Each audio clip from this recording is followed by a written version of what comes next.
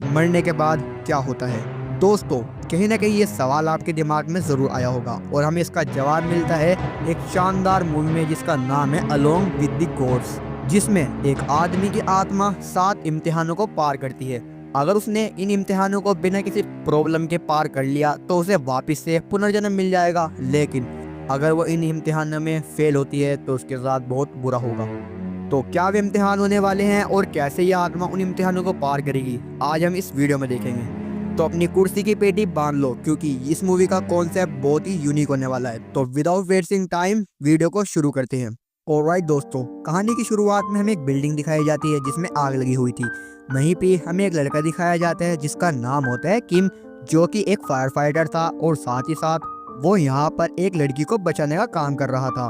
वो लड़की को बचाकर बिल्डिंग से कूद जाता है, लेकिन जिस रस्सी के ऊपर वो लटका हुआ था वो भी बदकिस्मती से जल जाती है, जिसके कारण किम सीधा नीचे आके गिरता है।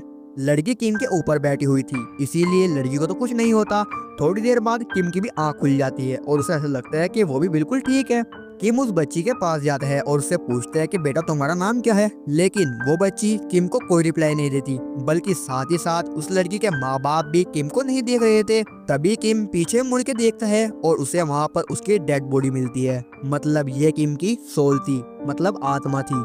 तभी वहाँ पर किंग को 2 एंजल्स दिखते हैं, जिसमें से लड़की एंजल सी होती है और लड़का एंजल बी होता है, जिनका काम होता है धरती से आत्माओं को लाना।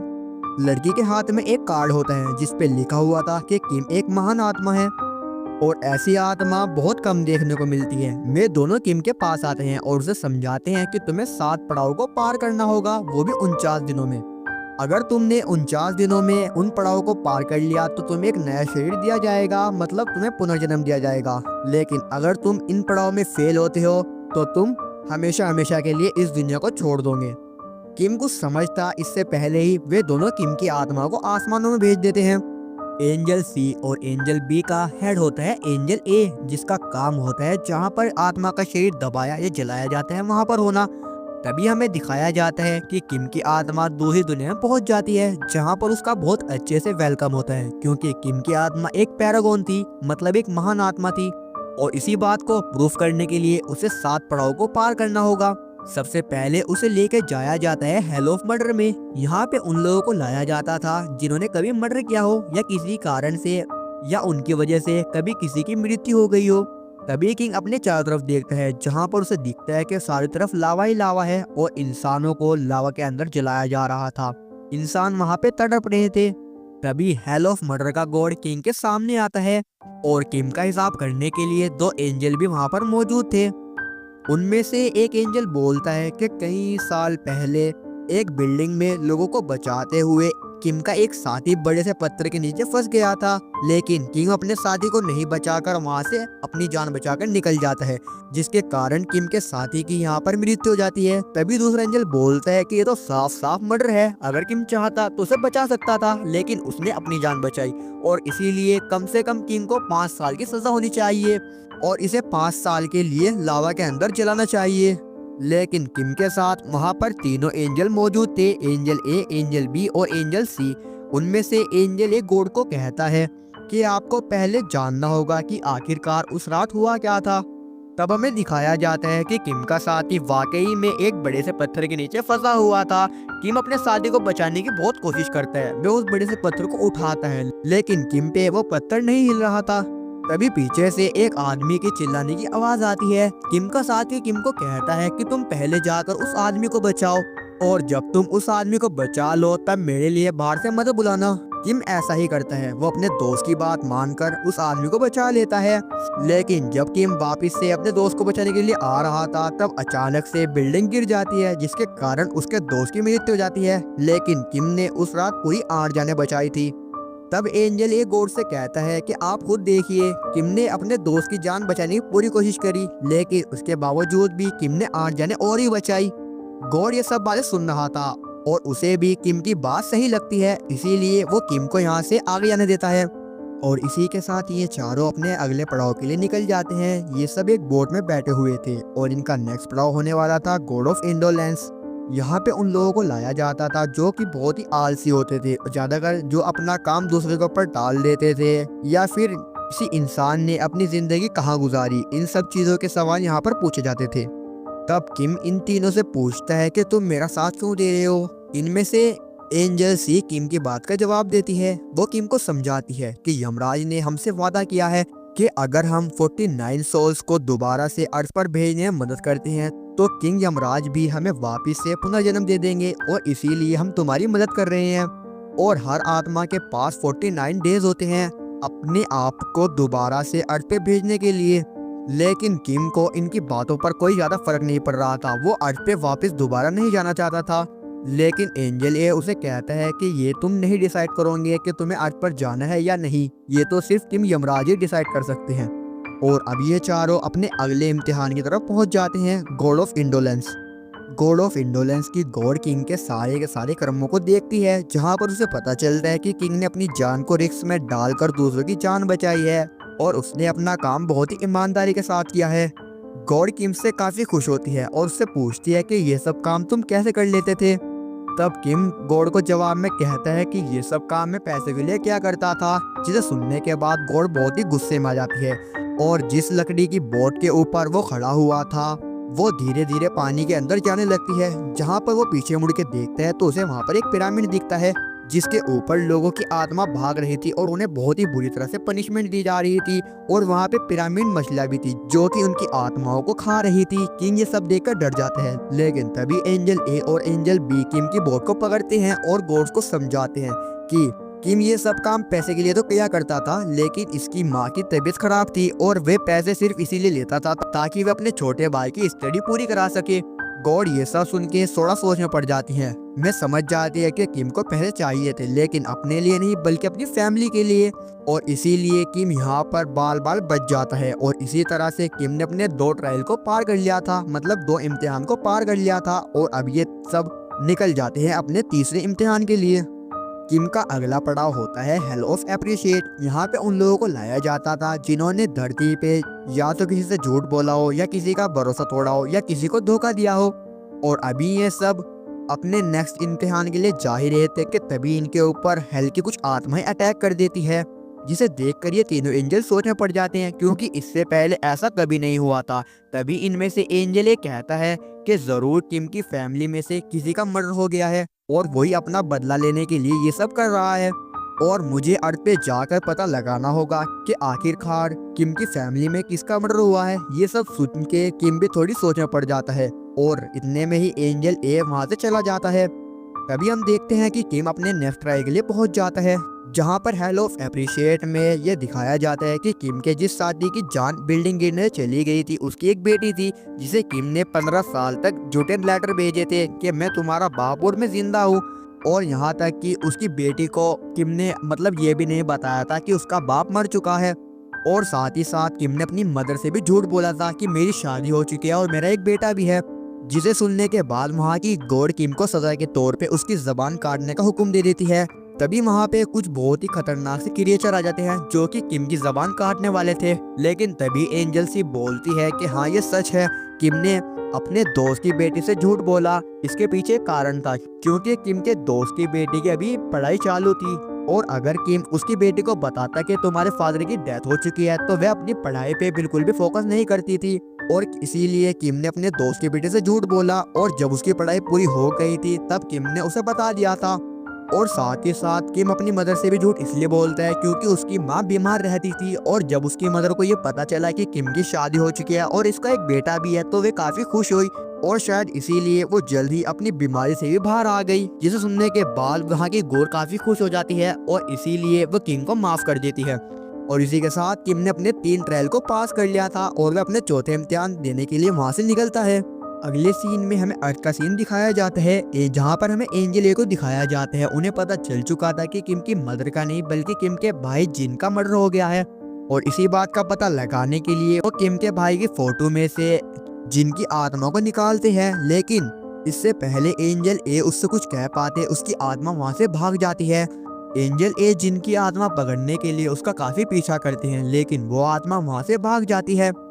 और अब एंजल ये पता लगाने के लिए कि आखिरकार जिम का मर्डर कैसे हुआ है, इसीलिए वो पास का टाइम देखते हैं अपनी पावर से, जहाँ पर उन्हें पता चलता है कि किम का भाई जिन एक आर्मी ऑफिसर था और एक रात वो अपने एक दोस्त के साथ ड्यूटी पे था, जहाँ पर ये दोनों गले मिल रहे थे। लेकिन अचानक से उसके दोस्त की एक गोली किम के पेट पर लग जाती है, जिससे जिन यहाँ पर मारा जाता है।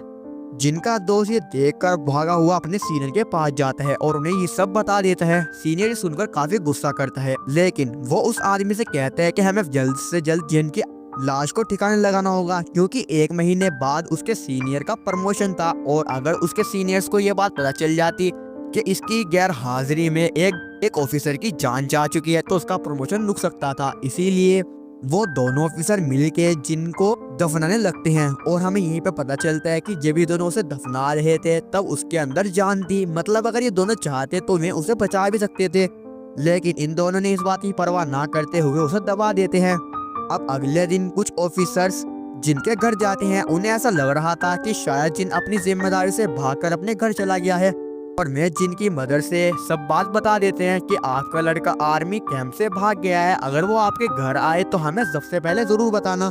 और ये सब सुन के जिनकी मदर भी काफी टेंशन में आ जाती है।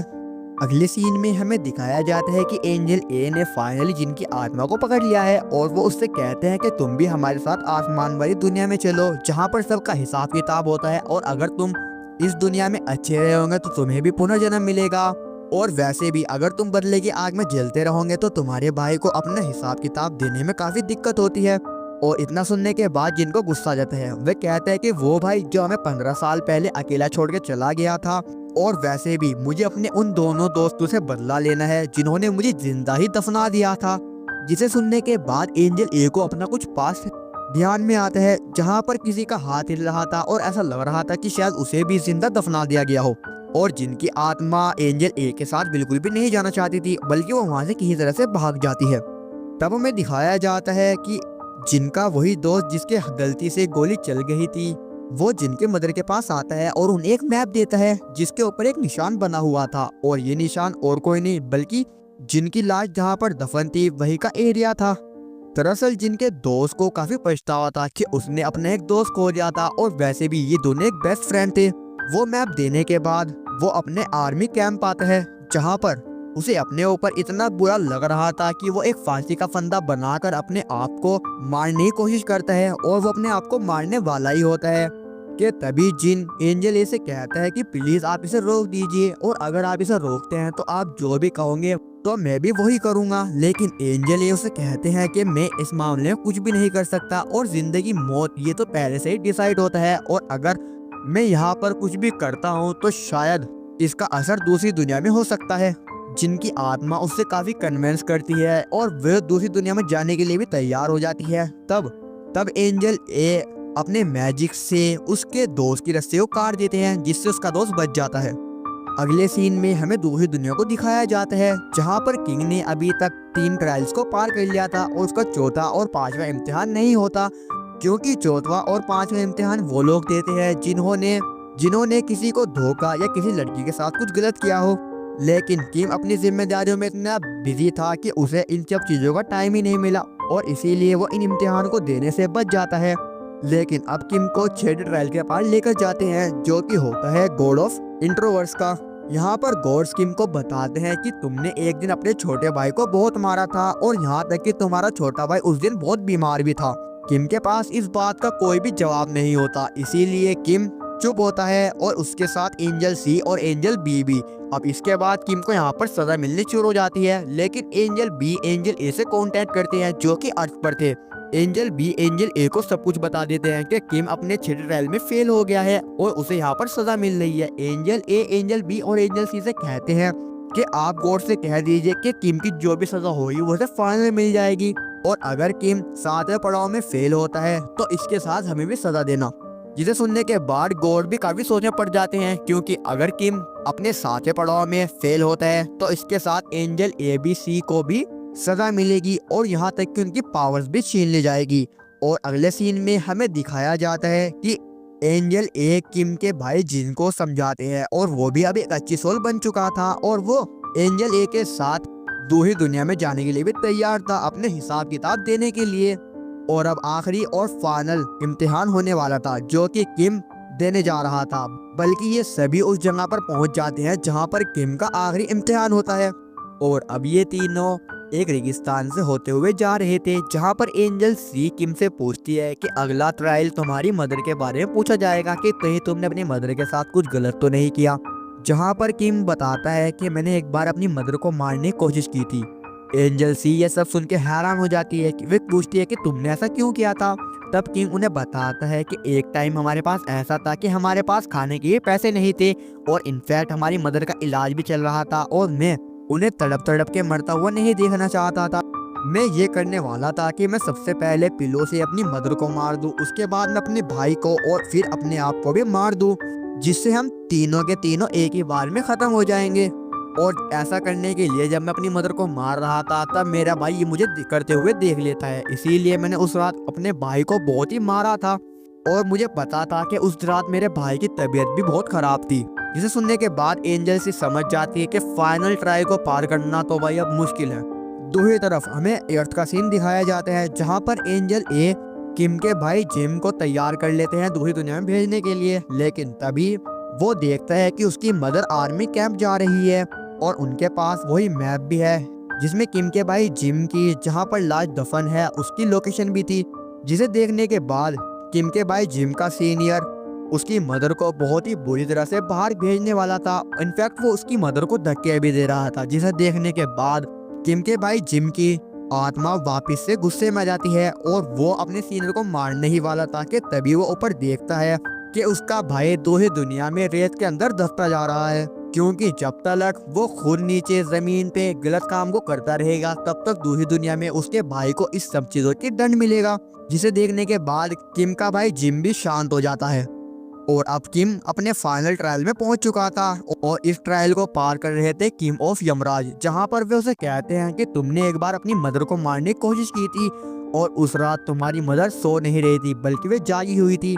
वे ऐसा सोच रही थी कि वैसे भी हमारे पास खाने पीने के तो पैसे है भी नहीं और मैं मर जाऊंगी तो कम से कम मेरी दवाइयों का खर्चा ही बचेगा, जिसके बाद मेरे दोनों बच्चे आराम से जिंदगी गुजार सकेंगे। जिसे सुनने के बाद किम को बहुत ही बुरा लगता है। वह यहाँ पर नीचे गिर जाता है और वह कहता है कि मुझे सजा दो, मैं सजा के लायक हूँ और मुझे जिंदा मत छोड़ो। और ये सब सुनने के बाद यमराज भी किम को सजा सुनाने के लिए तैयार हो जाते हैं। लेकिन तभी हम देखते हैं कि वहाँ पर रेत में उसकी मदर की एक बहुत ही बड़ी तस्वीर बनने लगती है। दरअसल अर्थ में उसकी मदर एक ड्रीम देख रही थी जिसमें उसका किम का भाई जिम उसमें आता है और वह अपनी मदर से सारी की सारी बातें करता है, जहां पर उसकी माँ से बताती है कि मैं उस रात जागी हुई थी और मुझे पता था कि किम मुझे मारने की कोशिश कर रहा है, लेकिन इस बात के लिए तो मैं किम को बहुत पहले ही माफ कर चुकी थी और वो 15 साल से अपने घर वालों के लिए इतना स्ट्रगल कर रहा था जिससे मैं तुम्हारी पढ़ाई का खर्चा और अपनी दवाइयों का खर्चा निकाला करती थी। और किम का भाई जिम भी उसे माफ कर देता है और उसकी मदर भी उसे माफ कर चुकी थी। यमराज ये सब देखने के बाद बोलते हैं कि अर्थ पे कोई इंसान अगर पहले किसी आदमी को माफ कर देता है तो उसका हिसाब नहीं होता और इसीलिए किम ने अपना फाइनल इम्तिहान भी पार कर लिया था और इसीलिए किम को दोबारा से पुनर्जन्म देने के लिए भेजा जाता है, जहाँ पर किम अपना पुनर्जन्म पाने से पहले एंजल सी से शुक्रिया अदा करता है। और अर्थ में हमें दिखाया जाता है कि किम का भाई जिम भी अब अपने पड़ाव पार करने के लिए तैयार था और उसको अभी एक महान आत्मा का कार्ड दिया जाता है और ये सोल होने वाली थी 49। इस सोल को भी इन तीनों एंजल्स ने दोबारा से पुनर्जन्म दिलवा दिया, तो इन तीनों को भी पुनर्जन्म दिया जाएगा क्योंकि ये उनके 49वीं आत्मा होने वाली थी। और इसीलिए एंजल भी अर्थ पर आते हैं किम के भाई जिम की आत्मा को लेने के लिए और अब ये तीनों निकल जाते हैं जिम के इम्तिहानों को पार करवाने के लिए और इसी के साथ ये मूवी समाप्त होती है। लेकिन अगर आपने वॉरक्राफ्ट जैसी अमेजिंग मूवी नहीं देखी जिनमें इंसानों से मुकाबले में बहुत ज्यादा बड़े और ताकतवर जायंट्स अर्थ पर आ जाते हैं जो कि इंसानों को मारकर उनका इस्तेमाल किसी काम के लिए करने जा रहे थे, अब वो काम क्या होने वाला है और कैसे ये बड़े बड़े जायंट्स अर्थ पर आ जाते हैं, ये सब जानने के लिए पूरी मूवी में पहले से ही एक्सप्लेन कर चुका हूँ, जिसे देखने के लिए जो वीडियो स्क्रीन पे शो कर रही है उस पर क्लिक कीजिए और वीडियो का मजा लीजिए। सो अभी के लिए बाय, थैंक्स फॉर वॉचिंग।